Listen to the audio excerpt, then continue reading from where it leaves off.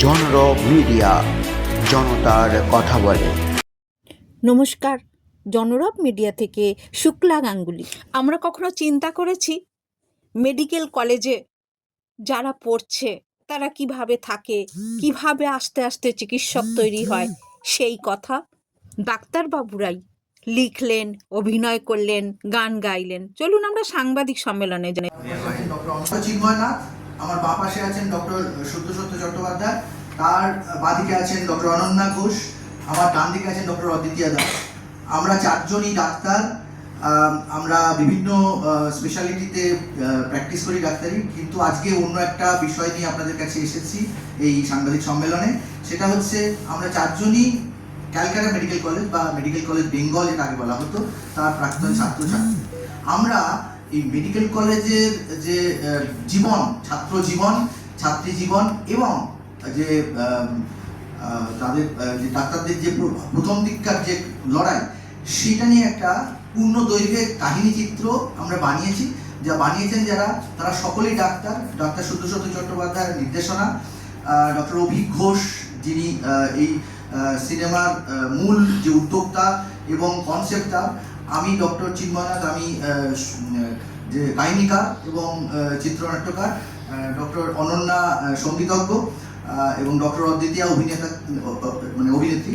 তো আমরা যে সিনেমা বানিয়েছি তার প্রায় 99% অভিনেতা অভিনেত্রী কলাকুশলী সবাই চিকিৎসক এবং সবাই প্রায় মেডিকেল কলেজেরই প্রাক্তন ছাত্রছাত্রী। তো আমাদের এই সিনেমা রিলিজ হয়েছে গত 30শে জানুয়ারি কলকাতার বিভিন্ন হলে এবং বায়োস্কোপ, অ্যাক্সিস মলে, সেই মাল্টিপ্লেক্সে। তো এটা চলছে গত প্রায় 5-6 দিন ধরে। তো সেই সিনেমার উপরে আজকে আমাদের আলোচনা শুরু করবেন আমাদের নির্দেশক ডক্টর সত্য চট্টোপাধ্যায়। সিনেমা দেখি এবং ডক্টর অভিক ঘোষের একদিন হঠাৎ করে আমার সাথে কথা হলো যে আমরা একটা ছবি করতে চাই।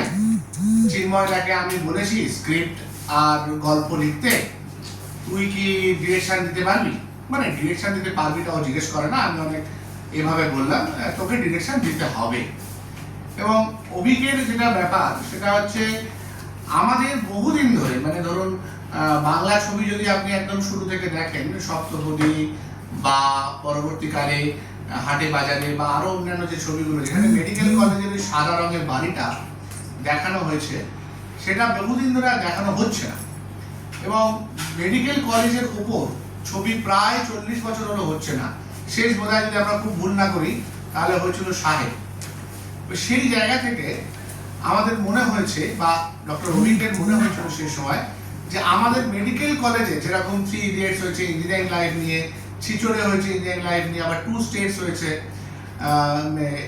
এমবিএ জীবন নিয়ে, মেডিকেল কলেজের লাইফ নিয়ে খুব একটা সিনেমা হয়নি। যেটা একটি হিন্দি ছবি হয়েছে কিছুদিন আগে বেরিয়েছে ডক্টর জি, তাতে আমরা অন্তত আমাদের ফ্লেভার কিছু পাই না। আর বিভিন্ন বাংলা ছবিতে আমাদের দুটো রোল, একটা হচ্ছে হয় ভগবান আর নইলে শয়তান, মাঝামাঝিতে আমরা খুব একটা কোথাও পাইনি। মানে আমরা যে মানুষ, এইটা না খুব একটা আমরা দেখতে পাইনি, না মানুষ হিসেবে দেখতে পেয়েছি, না আমাদের প্রপার একটা ছাত্র জীবন দেখতে পেয়েছি যেটা অ্যাকচুয়ালি আমরা কাটিয়েছি, বা আমাদের পরবর্তী জীবন, মানে যেটা আমরা তো সবাই ভাবে আমরা সোনার চামচ নিয়েই জন্মেছি আর আমাদের লাইফ প্রচন্ড স্মুথ, আমরা জন্ম থেকেই মার্সিডিজে চড়ি, হ্যাঁ, তো এবং বড় ফ্ল্যাট, বড় বাড়ি গাড়ি আছে আমাদের, খুব বিলাসবহুল জীবন, বারবার বিদেশে যাই, এইরকম একটা যে কনসেপ্ট। কিন্তু সেই কনসেপ্ট যে কোথা থেকে একটা গ্রামের ছেলে যে প্রথমবার মেডিকেল কলেজে এসে থেকে তার কিভাবে আস্তে আস্তে সে নিজেকে গড়ে তুলেছে, তার জীবনকে গড়ে তুলেছে, এই ধরনের কোনো কথা আমরা খুব একটা কোনো ছবিতে খুব একটা দেখতে পাই। তো সেটার বেসিসে বেস করেই একটা মেডিকেল কলেজের আতুর ঘরের জীবন কাহিনী নিয়ে ডক্টর অভিক ঘোষ একটা কনসেপ্ট তৈরি করলেন, যে কনসেপ্টটা লিখলেন ডক্টর চিন্ময় নাথ, যিনি আমার ডান পাশে বসে আছেন। এবং সেখানে বাকি আর যারা ছিল কাহিনীতে যেগুলো ছিল সেগুলো নিয়ে, এবং যারা 100 জনের বেশি ডাক্তার এখানে অভিনয় করেছেন, হ্যাঁ, 6টি গান আছে। গানগুলোর ব্যাপারে আমি বলবো অনন্যাকে ডিটেলে বলতে। আমি শুধু বলছি দিওয়ালি ব্যানার্জি, তিনি ইউকে থেকে 3টি গান আমাদের তৈরি করে দিয়েছিলেন এবং তার সাথে এখানেও গান তৈরি হয়েছে, সেগুলো ডিটেল অনন্যা বলবে। গান শুনুন, আমাদের যে গান এইখানে যে 6টি গান রয়েছে সেটা শুনলে আশা করছি আপনাদের ভালো লাগবে। 6টি গান প্রত্যেকটি সত্যি জীবনের কথা বলে। আমাদের জীবনটা খুব কালারফুল, একদমই সাদা কালো নয়, এবং এর মধ্যে অনেক কিছু আছে, অনেক টানাপোড়েন রয়েছে, অনেক গল্প আছে যেগুলো হয়তো আমাদের ভেতরেই থাকে, আমরা খুব একটা বলতে পারি না। ডাক্তাররা সত্যিই বলে না, কথা বলতে খুব দ্বিধাবোধ করে যে কিভাবে আমরা বাইরে বলবো। তো সেই না বলা কথাগুলো হঠাৎ করে আমার মনে হয় এই ফিচার ফিল্মের মাধ্যমে আমরা মানে সবার কাছে পৌঁছে দিতে পেরেছি। কথা একদম যে একেবারে অন্য পেশার মানুষ হিসেবে আমরা যে চেষ্টা করেছি, যে স্বপ্ন দেখেছি, যে যুদ্ধ করেছি, সেইটাকে আজকে আপনাদের উপস্থিতি এবং আমাদের এখানে বলতে দেওয়ার সুযোগটা একটা বিরাট বড় স্বীকৃতি। তার জন্য আমরা সবাই এন্টায়ার টিম প্রত্যাবর্তন দা হোমকামিং আপনাদের ধন্যবাদ জানাই। পরীক্ষা দিতে যেরকম ভাবে হাঁটু কেঁপেছে, প্রথমবার শুট করতে সেরকম ভাবেই হাঁটু কেঁপেছে, ঠিক তাও মুখে যেরকম আপনারা সিনটা দেখলেন, এগুলো আমাদের অনেকেরই হয়েছে। বন্ধু উল্টো হিউমেরাস বা ফিমার ধরেছে, আমরা কোনোই দিয়ে বা হাঁটু দিয়েই উল্টো ধরেছি, অ্যানাটমিক্যাল পজিশন ধরে। এখানে প্রত্যেকটা মুহূর্ত, প্রত্যেকটা শট আমাদের অনেকেরই জীবনের গল্প। যতটা তাৎপর্যপূর্ণ আমার মনে হয় দ্য হোমকামিংটাও ততটাই। এবার কেন আমি এই কথাটা বললাম, কারণ এখানে ভালোবাসা, বিচ্ছেদ অনেক কিছু থাকা সত্ত্বেও আসল যেটা আছে, প্রত্যেকটি যতগুলি এখানে চরিত্র আছে তারা বিভিন্নভাবে ঘরে ফিরেছে, সেই ঘরে ফেরার গল্পটাকে ধরা হয়েছে। দঙ্গল সিনেমায় তার মধ্যে আমার চরিত্র এসেছে এক মাটিয়ার খালু বউ হিসেবে। ঠিক আছে, সব কলেজেরই নিজেদের মধ্যে ছোটবেলাকার রেষারেষি, ইন্টার কলেজ গেম, কুইজ কম্পিটিশনে রেষারেষি থাকি। সেই একটা খালু বউ পেয়েছে মাটিয়া বর, এবং তাদের দুজনের মধ্যে খুনসুটি হচ্ছে, তোমার কলেজ পুরনো, আমার কলেজ পুরনো, তুমি বেশি ট্র্যাডিশনাল, আমাদের বেশি বন্ডিং।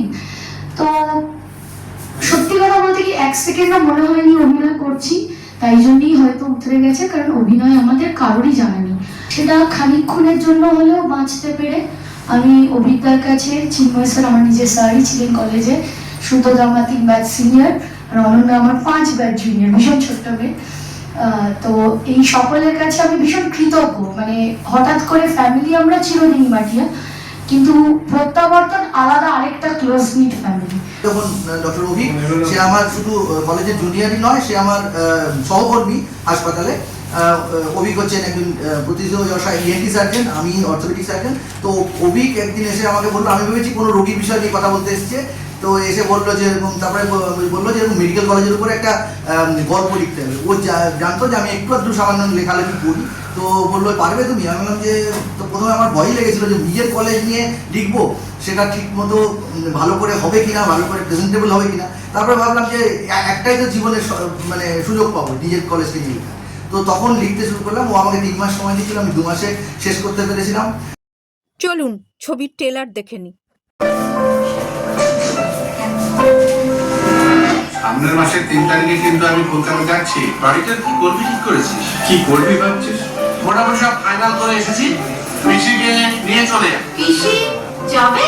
এই বয়সে এত দূর বিদেশে আমি কি অ্যাডজাস্ট করতে পারবো?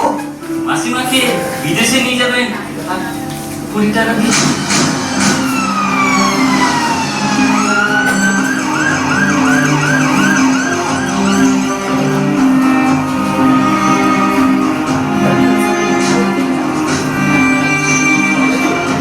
গোটা কলেজের মধ্যে এই ছাড়টা পেয়েছিস আমাকে প্রপোজ করার জন্য? কেন? মানে আমি যদি না না বলে তুলে ঠেলে ফেলে দিবি নাকি? নিজে ছাপিয়ে পড়বো।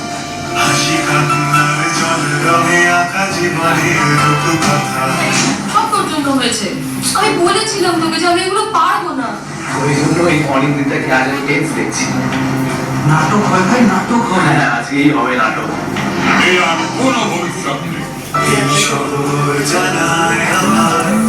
আমি কত একা, বুকের ওপর পাথর আর সিগারেটে শেখা। তারপর কি হলো? তো বাবার ক্যাচ লাগিয়ে ওই উঠে চলে গেল। কি মস্তিতে আছে বল? এরা মস্তিতে আছে আর আমরা মাঝরাতে ফিমার নিয়ে ঘুরে বেড়াচ্ছি। মানুষ যদি বাদুও হতো তাহলে তোমার এই অ্যানাটমিক্যাল পজিশনটা আমি মেনে নিতাম। স্যার এটা বোঝা যাবে না এটা মেল স্কেলিটন না female skeleton? Good afternoon. Good afternoon. Good afternoon. Retire পরিবার কোথায়? কত শুধু কাগজে আর কলমে। আমি একটা গাঁটটা মারবো। কেন স্যার? বলছি বলতে পারো না, আমাদের রুমনা চালে গান শোনাতে হবে। একটু গানটা শোনাও। Medical college, Kolkata medical college. Football খেলে এখনো?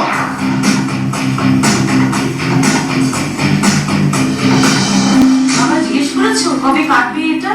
হ্যাঁ রে শোন না, তোরা সত্যি স্যারকে বল, আর পারছি না। দিনের সাইজ দিন দিন ছোট হয়ে যাচ্ছে। হ্যাঁ, দিন কি তৃতীয়ার চাঁদ নাকি যে দিন দিন ছোট হয়ে যাবে? এত ছোট ভাব কিন্তু দম বন্ধ হয়ে আসছে। আরে আমাদের স্যারদের আমলে এক্সপেন্ট অ্যাসোসিয়েশনটা তো এই ঘরেই ছিল। ঠিক তাই। তোদেরকে একটা কাজ দিয়ে গেলাম, বন্ধু হিসেবে এটুকু তো দাবি করতেই পারি। বাবুদের চিন্তাধারা আছে বর্তমান প্রজন্মকে এই প্রত্যাবর্তন দেখানোর ইচ্ছা আছে, আমরা বলছি না যে আমরা এখনই ব্যবস্থা করে উঠতে পেরেছি। আমাদের ইচ্ছা আছে এই শোগুলো হয়ে যাওয়ার পর, মানে সিনেমা হলে প্রেক্ষাগৃহে সিনেমাটা চলে যাওয়ার পর আমরা অনুরোধ করব বিভিন্ন স্কুল কলেজের বিভিন্ন প্রিন্সিপাল, হেডমাস্টার। ডাক্তারবাবুরা ভেবেছেন বর্তমান প্রজন্মের জন্য এই প্রত্যাবর্তন দেখানোর ব্যবস্থা করতে। আপনারা দেখছিলেন জনরব মিডিয়া, আবার আসছি।